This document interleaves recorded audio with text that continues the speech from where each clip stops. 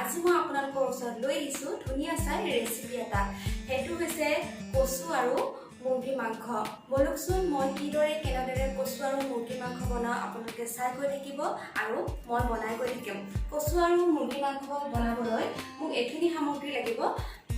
মই এফালে লৈছোঁ কচু লৈছোঁ, এয়া কচু, আৰু এফালে লৈছোঁ মই 500 গ্ৰাম মুৰ্গী মাংস, আৰু এফালে ডাঙৰ চাই আলু এটা মই 4 টুকুৰ কৰি কাটি লৈছোঁ। আৰু ইয়াতে মই লৈছোঁ 4-5টা মান পিঁয়াজ লৈছোঁ, আৰু পিঁয়াজখিনি মই মিহি মিহিকৈ কাটি লৈছোঁ। ইয়াতে আছে কেঁচা জলকীয়া 4-5টা মান আছে, আৰু ইফালে মই বিলাহী এটা মিহি মিহিকৈ কাটি লৈছোঁ।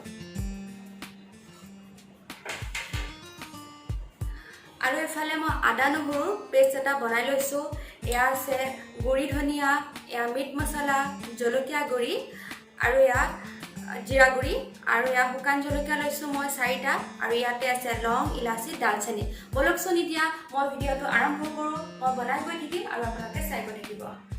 ফাৰ্ষ্টতে মই গেছৰ ওপৰত কুকাৰ এটা বহাই দিছোঁ, আৰু কুকাৰটো গৰম হৈছে। মই ইয়াতে তেল দি দিছোঁ। মই ইয়াতে ফাৰ্ষ্ট টাইম শুকান জলকীয়া কেইটা দি দিম,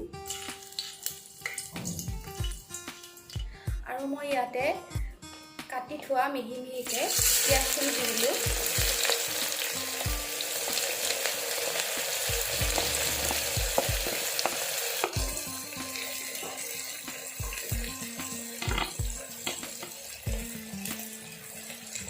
আৰু মই ইয়াতে এতিয়া কাটি থোৱা বিলাহীখিনি দি দিম, আৰু কেঁচা জলকীয়াকেইটা দি কেনে এইখিনি মই 30 ছেকেণ্ড সময় যেতিয়ালৈকে কালাৰটো ৰঙচুৱা নহয় তেতিয়ালৈকে মই ফ্ৰাই কৰি থাকিম।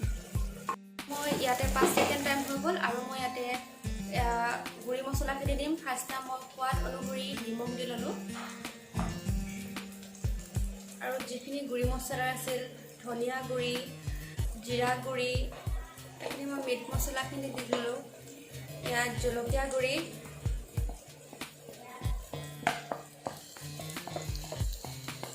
আৰু মই এতিয়া জিৰা গুড়িখিনি দিম। ইয়াত জিৰা গুড়ি, আৰু মই হালধি গুড়িখিনি দি দিলোঁ, আৰু এই গোটেইখিনি মই আকৌ 5 ছেকেণ্ড সময় ফ্ৰাই কৰিম।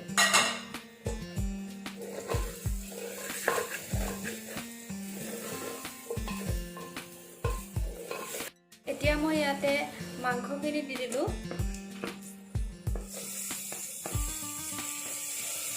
আৰু মই আলুখিনিও দি দিলোঁ, আৰু এই গোটেইখিনি মই একেলগে ফ্ৰাই কৰি থাকিম।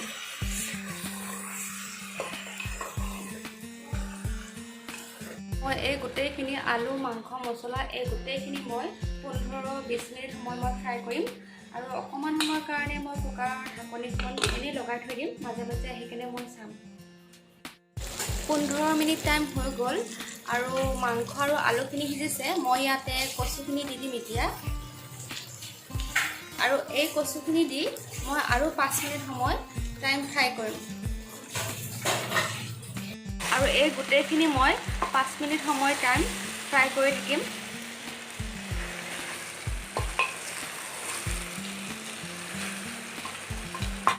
আৰু মই ইয়াতে গৰম পানী দি দিছোঁ, আৰু আপোনালোকেও গৰম পানী দিব। আৰু মই এতিয়া ঢাকনিখন বন্ধ কৰি কেনে 3টামান চিটি মাৰিবলৈ দিম। এয়া 3টা হুইচেল দিয়া হৈ গ'ল, আৰু মই ইয়াতে লং, ইলাচি, দালচেনি গোটেইখিনি দি কেনে মই এবাৰ গোটেইখিনি মিশ্ৰণ কৰি লৈছোঁ।